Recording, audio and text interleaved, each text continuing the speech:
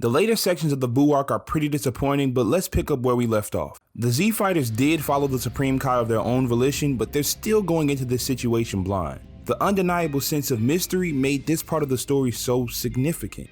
We've already dealt with unstoppable space warriors, a galactic tyrant, and the invincible android. What could possibly be more threatening than all of that?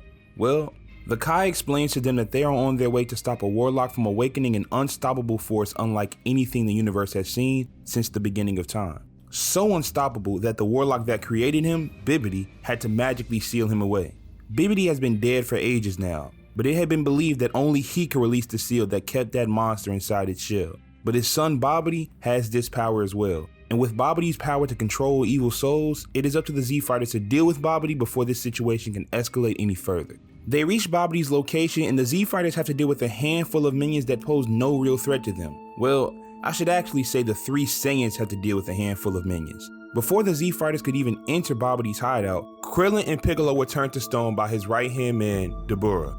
Gohan takes it upon himself to fight Dabura so he can be responsible for saving Piccolo, and from a story standpoint, I love this. Gohan finally gets to fight with all of his power, which is something we hadn't seen since Cell. We know he'd gotten weaker, but Goku and Vegeta are quick to point out that Gohan is nowhere near where he was as a child. Ever since they all left the tournament, Vegeta had been very vocal about his frustration with this entire ordeal. He wanted to fight Goku.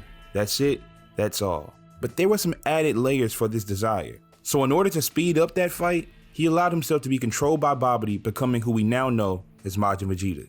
He demands that he and Goku fight, and that's exactly what happens. You know Vegeta loves to talk, so during their fight, Vegeta tells Goku to his face that this was all to even the score because Goku embarrassed him time and time again. And at the very end, Goku saved Vegeta's life and made sure that his child surpassed him, also surpassing Vegeta in the process. Did Goku plan for Vegeta to be embarrassed? Most likely not, but that doesn't change anything about how Vegeta feels. He is the proud prince of a nearly extinct race, so proud that he won't claim the title of king out of respect for his late father. His planet is gone, the friends he had, gone, and the only other person of his species is a kind, light-hearted fool who fights for those other than himself. All Vegeta claims to have is his pride, and in a certain sense, he's right. Meanwhile, Gohan and the Supreme Kai are trying to keep this monster from leaving its shell, and it doesn't go well. Even looking back on this now, it's impossible to really tell if Gohan truly tapped into the power he had against Cell, but to be honest, it probably wouldn't have even mattered. Gohan fires a Kamehameha at the shell, and instead of destroying it, it opens, but nothing's inside. Bobity thinks he's failed. Supreme Kai says it's a miracle, but Gohan can sense an energy growing. He looks up to the sky, sees a cloud of pink smoke, and there he is, Majin Buu. Off appearances alone, your first instinct would be that this thing is a very friendly and happy character, but in his first moments he eats a comrade in Dabura and basically kills Gohan. 2 characters well above Super Saiyan level, gone. Even though I'm not a fan of Buu as a character, I love that he had the ability to turn people into various desserts. Through all of the changes he eventually goes through, that childlike aspect never fades. As you'd expect, Vegeta and Goku sense that Buu's energy is too great and that they'll pause their fight to go beat him. But Vegeta feels responsible for this, and rightfully so. So when Goku isn't looking, Vegeta knocks him out.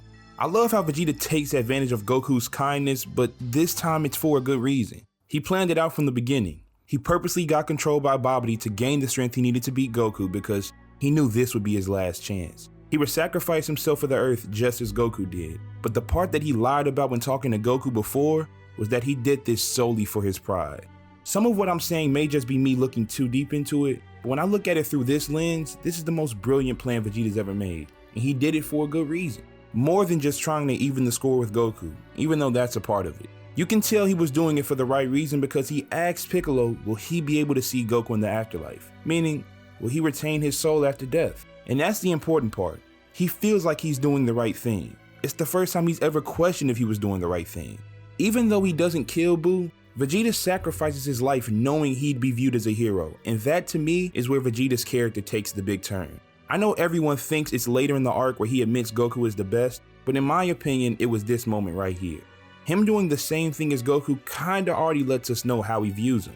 Through the years, Goku has influenced Vegeta in a major way. He has a wife that he'll miss dearly, a son that he'll miss dearly, a planet that he fought hard to protect, a race that he knows will now be extinct, and a rival he'll miss so much that the last word Vegeta ever says is Kakarot. At this point, I thoroughly enjoyed the Buu arc. It's crazy that the part that I don't like is when Buu actually becomes the main antagonist. With Gohan and Vegeta out of the picture, Earth's last line of defense is a dead Goku with time running out, and two children who can't even really comprehend the situation at hand, and they are not strong enough. And this is where the series introduces a concept that has been a mainstay in the franchise ever since: fusion. A metamorph technique where two beings of similar size and power can become one and exist as something greater than the sum of their parts. With their half Saiyan potential, their fusion could be the answer to defeating Buu. However, the technique is difficult and will take time to learn. Buu is going on a rampage, taking out city after city, and Bulma reminds Goku that they need to get the Dragon Radar just so it won't be destroyed by Buu. So to stop Buu from destroying and to give Trunks enough time to grab the radar, Goku goes to face Buu. As expected, he goes straight to Super Saiyan 2, but to buy more time, Goku powers down to his base form and explains all of his Super Saiyan transformations. And this could only work with a character like Buu, so I had no problem with this. But I do have an issue with Goku not stopping after Super Saiyan 2. Hiding a form in an all-out fight isn't in Goku's nature, especially not against someone he respects like Vegeta. Even when Goku later explains that he hid the form from Vegeta because of the time it would take up, I still wasn't satisfied. In the past, Goku let his opponents grow stronger on purpose when his life was on the line. He's not even able to put his life on the line anymore. And what made it even worse is that Goku says he might have beaten Buu as a Super Saiyan 3 had he tried his hardest. But he says he wants to leave it to the younger generation. So you're telling me Goku stopped fighting to let some little kids handle a monster? And no, don't compare it to Gohan and Cell, it's not the same. In that situation, Goku not only couldn't beat Cell, but he was also genuinely weaker than Gohan. Plus, he was still alive. Now, Goku's living on borrowed time, and there's no guarantee that Goten and Trunks will master fusion. Super Saiyan 3 is already the most useless transformation in the franchise, but it was accompanied by this section's lazy writing. After Goku leaves Buu, Buu kills Babidi as he realizes that he doesn't want to go back in that shell. He settles into what you think he'd be like based off of his appearance. Like, he does continue to kill humans for a while, but he settles down in the middle of nowhere, builds a house, and lives as close to a human lifestyle that a creature like him can. Like I said, this doesn't stop his killing spree, but he is slowly changing into a different type of character. He's becoming less of a villain and more like a powerful child with no direction. But he gains said direction from Hercule, the world's martial arts champion. Hercule is a big coward and an even bigger liar, so when he arrives to face Buu and learns that nothing will work, he decides to become Buu's servant while continuing to plot on how to kill this monster. And I have to say, this was a brave act by Hercule. Although he lied on what his true intentions were, not many would voluntarily be around this extremely unpredictable threat. I can't say that Buu became a good guy, but he definitely grew to care about the well-being of others. And this is displayed when he nearly loses his two best friends, Be the dog and Hercule. Buu uses his powers to heal both, but here's the first time that I start to have a real problem with Buu. Like I said before, Buu was going through a change. He was turning into a more kind being, but witnessing his best friends nearly die forces him to try and suppress his evil nature because he is trying to change. He has more fun and experiences greater happiness when he is around those he cares about, and he doesn't want to lose that. So he pushes the evil out of his body, and the more evil Buu is formed. The two Buus fight, the evil one wins and eats the fat Buu, transforming himself into a much stronger character. Now to jump forward a little bit, Buu has killed every human on Earth excluding Hercule. He fights Gotenks inside of the hyperbolic time chamber, and when the situation begins to look grim for Gotenks, Piccolo destroys the entrance to the room. But it does nothing as Buu screams his way out. As a Super Saiyan, Gotenks isn't strong enough to accomplish this same feat, but he teases that he has an ace up his sleeve. But I hate that said ace was Super Saiyan 3. This form sucks, and I don't care that he could do it as a fusion. Goku expressed multiple times that he only could achieve this form because he was dead.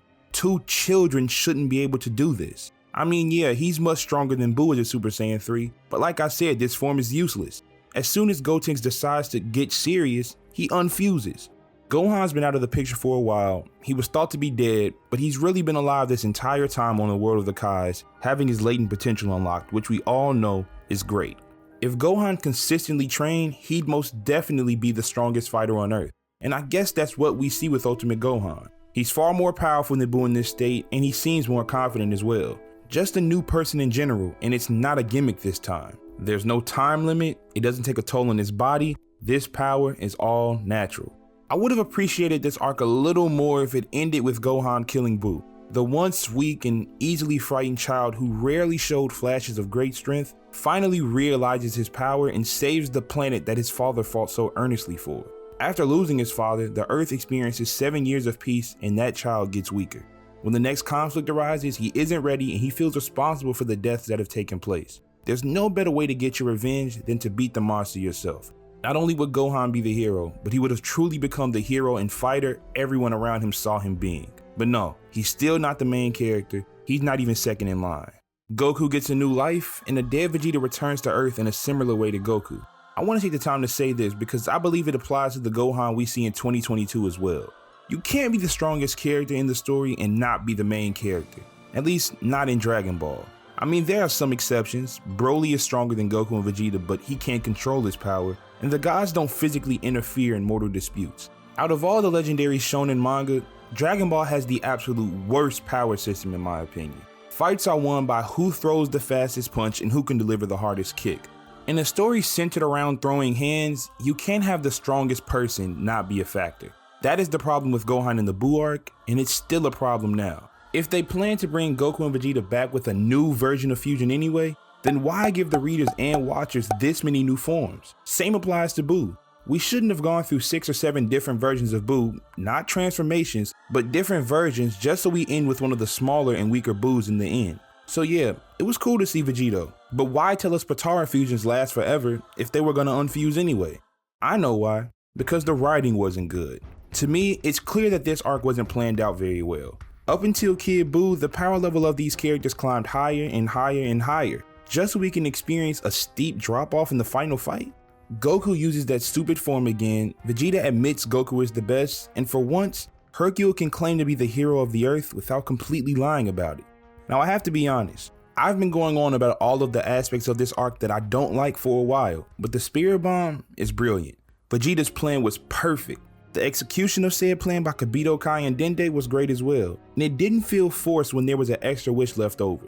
A wish that restored Goku's strength as he couldn't push the Spirit Bomb against Buu the way he needed to. I respect the idea that the Earthlings Goku fought so hard to protect for years finally helped Goku save themselves. So when you read or watch the story and experience this ending, you don't think about the plot being lackluster. For once in the entirety of Dragon Ball, it was a planet of people behind the defeat of a major antagonist. It has such a great sense of togetherness, you kinda have to feel some kind of happiness watching this unfold. But why did we have to go through all of that nonsense to get there? I'd say that this was the end of the main story. Of course, the official ending includes Goku's granddaughter Pan and a new fighter Goku decides to take under his wing and start a new adventure with. I've watched and read Dragon Ball Z multiple times, but this was the first time I experienced the series having to write down how I felt constantly. I paid more attention to the subtleties more than I ever have. I was more conscious of the deficiencies that became more common as I advanced through the story. Dragon Ball Z will always be the anime that got me into anime. I'll always love Super Saiyans and being able to wish people back to life with magical orbs. But I think more often than not, fans of the show overlook some of its downfalls, and rightfully so, there's a bias. But as a fan myself, I believe that it could have been a great deal better. I hope you guys enjoyed this video and this series as a whole. And if you want to watch the series from the start, click the playlist on the right. And if you want to hear my thoughts on which is better between Dragon Ball Z and Dragon Ball Z Kai, click the video below the playlist. If this is your first time on the channel, please hit that subscribe button and like the video for more content like this. But with that being said, this is BigTune and thanks for watching. Y'all have a good one.